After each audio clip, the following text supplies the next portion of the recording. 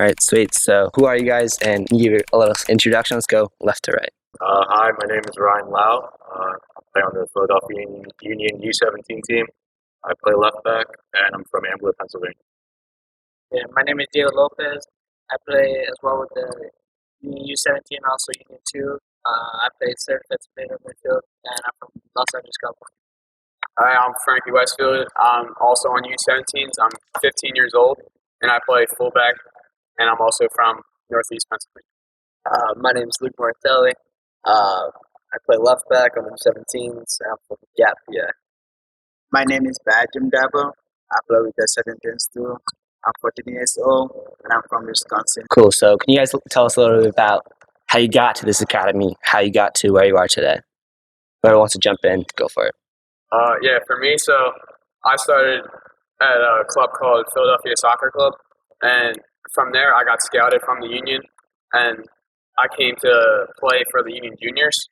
And from there, I just kept moving my way up into the juniors, to pre-academy, and then finally I got the club to the U12s, and then I just made on from there, U12s all the way to the U7s. Yeah, me and Frankie were similar. I started with like a team called Spirit United. Then that, merged into FC Delco. And then, with Union Futures, Union Juniors, worked the way up. And then got on the U12 and just been here ever since. I was playing with Chicago Fire for a little bit, and then I moved to Minnesota with the MLS Academy. I was there for almost like 6 months and stuff. But like when COVID hit, like some stuff is like going on, like financial issues and stuff. So they like cut off the academy. That's how I get opportunity to find another academy, and like that's how I continue. Yeah, similar to Luke and Frankie. Went to the pre-academy around like U11. Was in pre-academy for about a year, and then made my way to U12 and up from there. Yeah, man, I was playing with San Diego Surf, and I got scouted at one of a couple of tournaments, and I came over here for a trial. And yeah, it's here about October, so I've been here for around 6 months. Right. So, you guys all came from different areas, different places, but are here together at the Union Academy today. You guys can go, discussions and compare, contrast, the separate things, but eventually to one path at the Union, right? I'd say like for us, kind of Philly or Pennsylvania, like Luke and Frankie, like our clubs are pretty close. Like I'm from Upper Dublin, play for Spirit United. Frankie's from Philadelphia, so a lot of times we see each other before the Union actually play against each other, and like we kind of see everyone's kind of ability. And same from your town, and kind of expanding to like the state, you could see like all these different types of players and their different abilities, and it kind of helps you know kind of where you stand and then what you can work on and improve. Yeah, like the Union Juniors, those look pretty cool. Like the best players from, around Pennsylvania, New Jersey. And it was New York there too, or not? Yeah. Some New York players. It was like 3v3s, 4v4s, and you got put in different groups, and you wanted to be on the top group. So, you came together with all the people, and I think that kind of really helped you see. You saw all the big guys there, U17s, U15s in the academy, you wanted to be there. So Comparing this from my old team, it's just pretty much all the same because I like MLS Academy. I was playing for Minnesota United, and Chicago Fire is like all MLS academies. So I think most of the stuffs are like pretty much the same. So like I think now it's like all the MLS clubs are like investing in their youth academy and like trying to find like the homegrown players, not like buying or big time players in Europe when they can like produce their own in here. Yeah, so you've seen a couple of MLS teams. Can you compare and contrast your different experiences with these teams compared to the Union? I would say the program here is like pretty much good because they have like the schooling. Because most of our teammates are like we all go to the same school. We have practice in the morning, go to school. We have IDP in the afternoon. We spend much time together than with our families. So I think in Minnesota we have like the same program, but like a partnership with international school. It's just like a partnership. That's not school they own. So only the players from out of state can go to that school. Other players in the academy can go to like high schools and stuff, but they still play in the academy. Yeah, so talk to me about YSC and what that school, what that opportunity gives to you. I mean, for us, it's good because we don't have anything to worry about because they work around our schedule. Where like this week we actually have a tournament, so we're not gonna have that many classes for us. So I feel like they're flexible as well, and also at YC they give us the opportunity that we're with all the academies, so we'll see like the younger kids, like the 14, 15, hang out with them, play tech ball, have lunch with them. It's also cool, and then also the classes aren't so big, so we have one teacher with like 6 students, so we all get to learn, and they all help us out, and everyone gets pretty much a piece of that learning. Yeah, and also at YSC, one word to describe it, everyone knows it's like a brotherhood. It's like always not like all U17s together. It's always like U17 with like a U14 or U14 with one of the younger kids, U12s. It's none of like everyone that's like staying with their group. It's like everyone throughout the school is just like with everyone. They're all cool with each other. So The culture in that environment is amazing. It's like we have different people from different backgrounds. Like we get black, African, like white, Mexican. We have like so many people. The diversity in that school is super amazing. So, a question I have for you is for all young players out there listening and watching this and thinking back when you were in junior academies when you were younger, what would you tell your younger self? Although you guys are still young, respectively, but what would you tell your younger self then that you learned now? One thing I'll tell my younger self is like continue working hard. Like don't let anyone ever tell you like you cannot do this. Because like I found some people like in America here like there's like so many different sport and stuff. You can play different sport like if you are like focused enough you can make it because like people like LeBron James and Michael Jordan and stuff they all play like double sport. LeBron play football through high school a little bit and stuff. Just stay on like doing what you can do and like keep working hard. I mean, for me, it's also working hard. Like talent can only get you so far, but if you're the one putting in the extra work and trying to make yourself better, it's also going to get you far as well. It's like it's not going to be perfect the road to where you want to be. It's going to be ups and downs. Sometimes not have a good game, but you got to bounce back and keep improving on what you can do. Yeah, like similar to that. Like just keep on improving on what you do, like your mistakes or things you're not as good on. And keep on improving through the years. And, yeah, I guess you're becoming to polished player. I mean, I'll just add that it'll take a lot of sacrifice and commitment when you make your way up because a lot of us, like, our main goal is to become a professional soccer player. So compared to like maybe regular students at high school, they can party on the weekends or they just relax. But for us, like every single day we train, we go to school, and we get home, it's like we're not relaxing. We got to recover, we got to finish schoolwork, and then we got to get ready for our game on Saturday. And Sunday's like a recovery day. So you'll obviously have time to have some free time and spend some time with friends, but ultimately a lot of commitment. It's gonna have to have a lot of commitment and work hard towards your goals. So. yeah, and one thing for me is like some of my younger stuff just to get out into big tournaments. Like as you see Diego, he got scouted at a big tournament. So just like get your team, like ask your coach to get out there, put your team in big tournaments, and try to get noticed.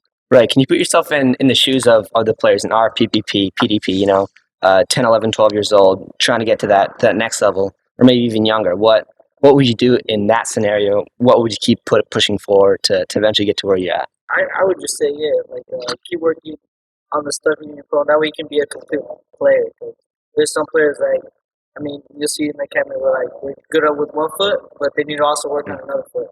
So it's like, if you're good on right and you're also good on left, and now you can start working, I don't know, like defending or attacking. It's like, there's so much that you can improve on and also work on to help yourself get better. Yeah, separate yourself from everyone else. And also like putting that extra work because you can only spend like 2 hours or 1.5 hours with like the people on the PPP group, like more than 2 hours or 3 hours. So after that, you have like the whole day. You can go to the field with your parents and like shoot the ball. Just keep on improving on the stuff you need to. I think it's super important just to enjoy it too. I mean, you should be having fun when you're playing, like, even in super high pressure situations. You got to remember why you play. That drives you, to get better and work on your weak foot, put the extra work in. Can you guys give us a little bit more details on what it's like to actually be an academy player? Some things that maybe the normal guys won't understand or won't maybe think first about, but you guys are living that life. You're working every day. It's serious stuff. Yeah. First of all, like it comes with sacrifice. Like most of people are from out of state. We don't see our families. Like most of the time, we just live away from them. It's like sacrifice, like hard work and dedication. You have to like put in extra work because everyone is a best player on this academy because they are all from like team that they were in, and they are like the best player on that team. So they all come together. If you're like working like there's other people out there that's working to get your spot. So you have to like put that work in every day. Be grateful of the opportunity you have, like coming to practice. You have like so many coaches. You can stay later and like they are so accessible. You can get to them anytime you want. You can watch film with them. It's just like professional level because we have to like take care of our body and like do the stuff we need to. Yeah, that's a good thing with us. Like we have many coaches out there watching our training, and even people watching from like when we're practicing, they'll watch from like cameras that we have. And it's like they'll pull you aside, like say in between the session, be like, "Oh, like you did this here. Maybe next time you can cut off the angle or do something." So they're always there to improve, and also even after practice, they stick around now to get better and improve on what you need to work on. So that's also I think like that's something that we have, and I feel like other teams don't. I think also like in our environment we have like a really good like fitness and like strength and conditioning program. So like not just like on the field stuff, but like off the field if you want to work on strength and get stronger for on the field stuff or get faster, you can always rely on them for help and fitness, like your diet, like how to recover as well. So. Let's give a question to the parents here. How's your guys' education? You're of course playing on the field, but off the field you got to go to school, go to work. What are you guys' thoughts on that part of the side of the academy? Yeah, I mean, the education is what you make of it here. Like if you show up to all your classes and you put your best foot forward, you're gonna fantastic school. You can take like any class you want, like any AP course, any extra like French or Italian course, language course. You can do whatever you want here. It's catered to you. So it's just what you make of it. If you're lazy, you're not gonna get what you put out of it. In my family, like the first thing is education.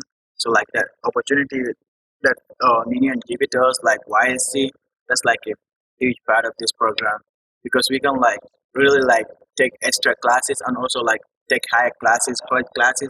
People like Ryan and Luca like taking like higher classes, college classes and stuff. I mean, we are not the smart ones, but these people are taking the higher classes that like they can easily get to any college they want. And YSC is also like the education is also really good because the teachers mainly focus on you. Like you're in a class of like maybe six to like six or like individual, and like in our Spanish class it's just me and Bajung in there. So our teacher's like mainly focused. If he's focused on Bajung and I'm doing something, and then he'll come over and help me. They're like the teacher's just mainly focused on you, but you're in like a big group of kids, like a small group of kids in class. Yeah, like what Frankie said is like they'll even stay after class on their own time, they'll always be there to help you out. And even if you're like on the weekend, say you have help on a problem, like they're always there to have a Zoom call or they can just do a regular phone call text. Like they're always there to help. They don't want to see you struggle. They want to see you succeed. That's what's good about it.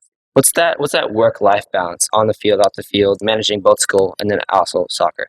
I mean, I'm gonna be honest. It's not easy. Really. It's pretty hard. Like when we get home after school, it's like we get home like around 4. So it's like we do have dinner as well, but we have to. I guess time management is very important. So it's like say you get home, maybe you do one assignment here, then dinner, chill for a little bit, then before you go to bed, another assignment. So yeah, it's all about pretty much thinking ahead and time management. Sure. Yeah, I think that ties in the responsibility as well. Like if you have assignments and you do have time, because we do have some time actually, like after training and stuff, to make sure and get that work done. Because a lot of us we get homework and it's like, are you going to take your free time and complete your assignments? So it depends on the individual. I know we talked a lot about like the sacrifices and what you have to put into to become an academy player. Is there some sense of you guys still being like normal teenagers, or is it you're really just dedicated to this academy game? Yeah. I mean, if you really want to be a normal teenager, you can probably go to high school. Sure, because right. This is not like a place for like Yeah. that. But I mean, yeah, you do get some opportunity. Like on our days off, or even like after school, you can still go. Just you have also stuff that you also need to be responsible about. But like, there is gonna be some times where you can't go out. It's not. You can still hang out. Yeah, you can hang out with your friends, girlfriend. We have like a winter break and like a spring break for school, both school and soccer. So like you can hang out with your friends like at that time or do anything else at that time. So talk to me about your parents. Talk to me about, or share with us your how are your parents involved in your journey? Are they overly cautious? Are they very supportive? Are they always texting you or calling you? How are your parents through the journey? Like, where's their roles and how they've been helping you? For me, my parents are probably one of the biggest influence that I've had, and honestly, probably the most supportive people in my life. Because it was hard moving from California all the way to here. And with their support, I was able to do that. Like like you said, they text me, call me every time, and it's like even with my dad, like we'll watch film right after the game or something. So like just staying in touch with them is also very helpful. But yeah, if I ever need help with an assignment or like just ordering stuff from like say I need more clothes, like they're always there. Yeah, they're always open if I need any help. Like they're not gonna shut me. That's what I do appreciate about that. Yeah, same with me. Parents super supportive. I mean, the other people, sometimes look, they have your back.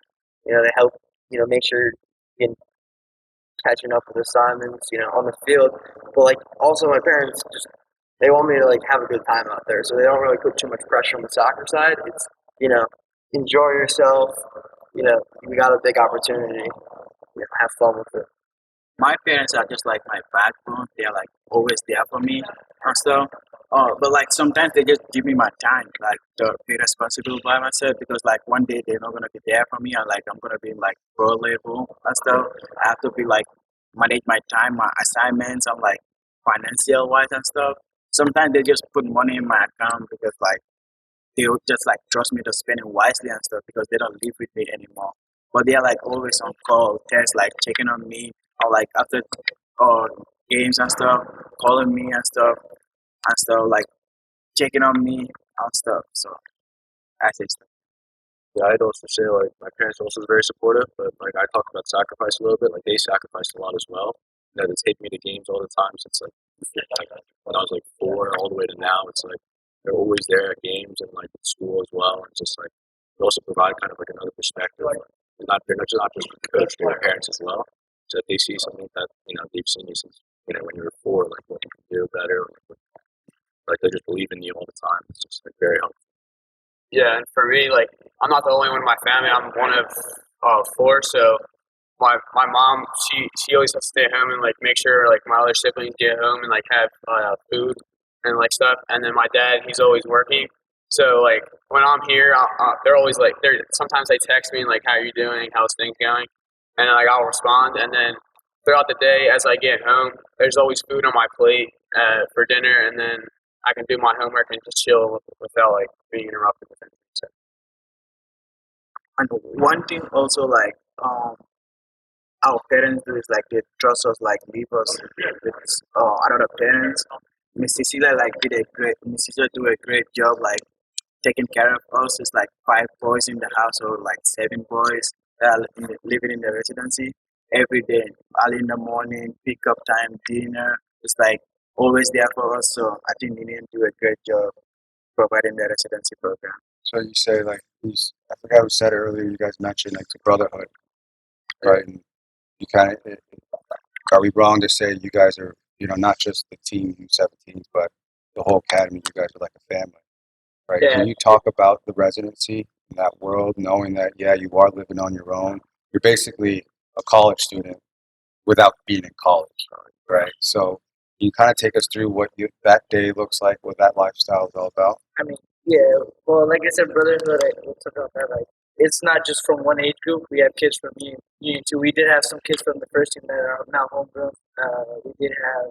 Now we're getting kids that are 50. So it's like everyone from different areas and different age groups, but we're still connected. And yeah, Cecilia's like my mom. And she pretty much connects. She helps us connect and bounce here. She take us places like to the mall on the weekends if we don't have games. Or she's always there for us, which is very helpful. But like a day schedule, it depends on what time we have practice. But we'll wake up early in the morning.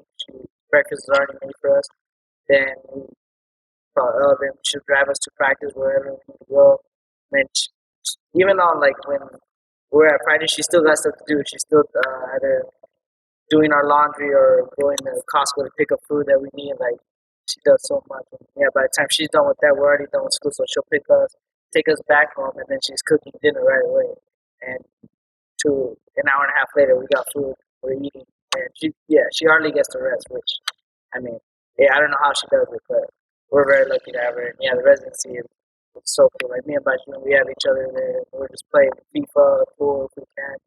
Yeah, that's another big thing. the brotherly part start from school, from practice and everything because I'm like 14, he's 15. We have classes with people like 13-year-olds and stuff. So we have like that connection. Like we always use the same building. We always see each other saying hi and stuff. Sometimes when people are putting extra work, they use like some of the 15s and like they work together. So I think the brotherly love is like always there. How do you guys say that chemistry off the field, does that translate onto the field as well? You know each other, not just who to pass to, what sort of touch they want, but also what they're thinking, what their mindset is.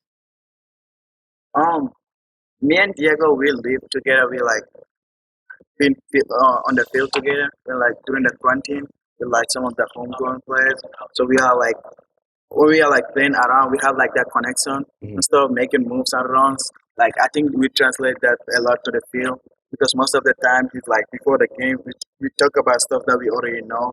So finding that like spaces like because I know he is capable of doing like the inner passes and stuff. So I think we have that connection translated to the field. And even with the kids at school, like after practice, we'll all talk in the group saying, next time I should probably just cross or fish. So like we're always communicating on how we can improve ourselves, but also help other people succeed. Because there are teammates at the end of the day. We're all playing with each other in the game. We all want to win and get at the pro level. So I feel like yeah, there is competition, but off the field, we're all brothers. And yeah, the competition doesn't matter off the field, but on the field, yeah, everyone works hard. They want to get that spot. They put in the work, so it makes everyone better. Which is what makes us a great team. What do you guys say? Who's your inspiration? Is it whether it be your family, someone on the union, an idol? Who was your inspiration to keep going and pursue this dream of playing professionally one day? Mine is my parents because my dad moved from Gambia here. But US is like work for UN and stuff. So like he's pushing like through the diversity and like adversity and stuff. So I think that's like a big inspiration. Yeah, for me, it's both my parents, but my dad has helped me in the soccer aspect. Like ever since I could walk, he was hard on me in the beginning, but yeah, he helps me with anything I need help, and mostly because of him, I'm here where I'm at today. Hopefully, keep going. Yeah, also for me, it's also my parents. They're always up early, working hard to get me the training and stuff. So, and another one for soccer is definitely all the homegrowns like Brandon Craig, Jack McGlynn, or like Brennan Aronson and Mark McKenzie. They're definitely idols to me because like they were in my shoes right now, and they like Mark McKenzie and Brennan went off to Europe to play like very very good soccer for a professional soccer club there. So they're definitely one of the idols. Yeah, for me, I'd say my parents were also very supportive, but I guess like an idol or other inspiration was kind of my coach from I guess like U8 to like U11 who actually got me into union to try out and stuff. And I've always kept in touch with him. It's like I've made goals and I want to kind of just determined to at least achieve them or try to achieve them for him. He's ultimately the one that got me to this level and just like open my horizons to like the professional level. Yeah, I'm just saying, parents too. You know, I had the big goal when I was younger, and they said just go for it. They're there boosting me up. So you know, super inspirational, supportive of the whole journey. In terms of, you guys play in the most prestigious league in North America, the MLS Next Academy. What is that competition like? And knowing that every weekend there's never an easy match. What's that mentality like going into a match? What do you feel like after the match, whether a good performance or bad, but in knowing that you have to prepare again for the next week. So take us through like what is that competition world like at the highest level league playing youth? I think the challenge depends on the team we play because some of the teams are not like MLS academy teams. They are like club teams. Like just last year, 2 years ago, they are like DA teams and stuff. But I feel like most of the time when we play against MLS teams, they come in hard at us because they wanna like be where we are. They wanna like represent the badge we represent. So there's like always playing hard on us, even though we play like super hard. They always try to beat us because they wanna be the program we are in. They wanna be in our spot. They wanna like have the opportunity we have. So like playing with the MLS academy teams, we also go hard because it's like we all represent a badge on our chest. Like everyone wanna beat each other because we have like most of them are bringing their program up. So like the program matters and like the badge on the chest like actually matters a lot. Yeah, what's good about MLS is that there's always competition. So at the end, there's a standings, and it's important for at least for us to make it, or at least be on the top. Because at the end of the day, we want to make playoffs, and I mean, thankfully we have. But everyone wants to make playoffs. So even the smaller teams that are not MLS, like Bajung said, they want to beat us because we're an MLS Academy team. But at the same time, the MLS Academy, they also want to win because they want to make their, I guess, their club the best club, I guess, in the U.S. So I think, yeah, it's a great competition for everyone, and everyone gets the best out of it. Yeah, just touch on that. But, the challenging environment, makes our team so much better. Like from the beginning of the year and now, our team has, turned 360. How we play, and without that competition with MLS Next, I don't think we'd be there. I think also what's really good about MLS Next is like every week we're not going into the game expecting the same thing. Each team has a different style of play, and one week we'll train how to counter that our opposition, and we'll go through film and like analyze it. But then the next game comes, it's like okay, we'll move on from that. We'll see what we need to improve on, but we got to focus on this game, so we can't really dwell on past games and stuff. We're always looking for the next one, and ultimately we want to go to playoffs. It's like that's our main goal to win. So we keep analyzing, but we also keep looking forward. Does it bother you that recently there was a ranking came out as Union Academy's second best academy in the country? Do you guys feel that pressure? Do you guys see it? Does it? Yeah, I think it's the mentality we all have in the academy because we all want to be the best in the world. So if we want to be the best, our academy need to be the best in the world. So like the mentality, we all saw it like we are second in the nation and stuff. We are like not mad about it, but we want to be the best in the world. So we have to put the work in and continue to work hard because we know like there's no team in this MLS Academy that's gonna stop us when we like put in the extra work and like the challenge will come all the time. Yeah, for us, it is good news being number 2, but at the same time, we want to be number 1. So yeah, there's not really that much pressure. Just more working hard at making the first pressure. The teams that's in first, we want to make them feel the pressure, and we want to eventually get number 1. So. I guess in my opinion, like sometimes we don't feel like we're not the second best team in the country because it's always like you always have stuff to improve on. So if you're second in the nation, you feel like some people might say like, "Oh, you guys are already good. Like, what's there to improve?" Like, no, we have very high standards for ourselves. We always want to improve. We want to be first, but after that, can we reach like European levels? So we're always looking, for the next thing. What are some of the advantages that you faced firsthand that then that this is why the academy is so highly ranked and the opportunities that it gives you? I think just right off the bat, we have so many like different styles of coaches that are at our disposal.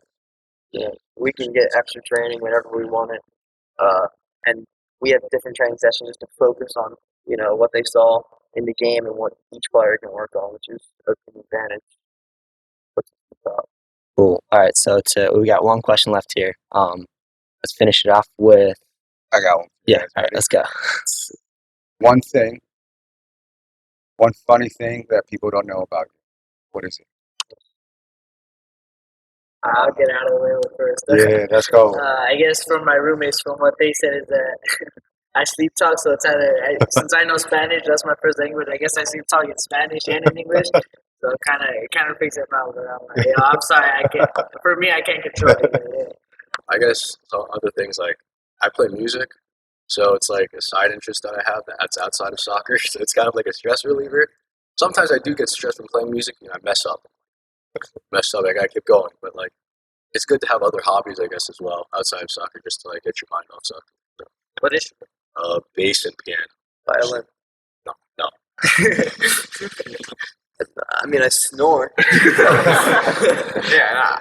I like to sleepwalk and move a lot when I sleep, so I guess I could do one. I don't know. I don't really think I have one. Bajung's a clown. I don't really think I have one. I just clown people and like make fun of them, annoy them sometimes. Just like them. All right, so that wraps up our. I'm going to call this U Talk. So it's with the U Talk. That's what we're rating it as. So thank you guys for coming on this video podcast, and good luck with your careers, and up to you. Thank you so much. Thank you.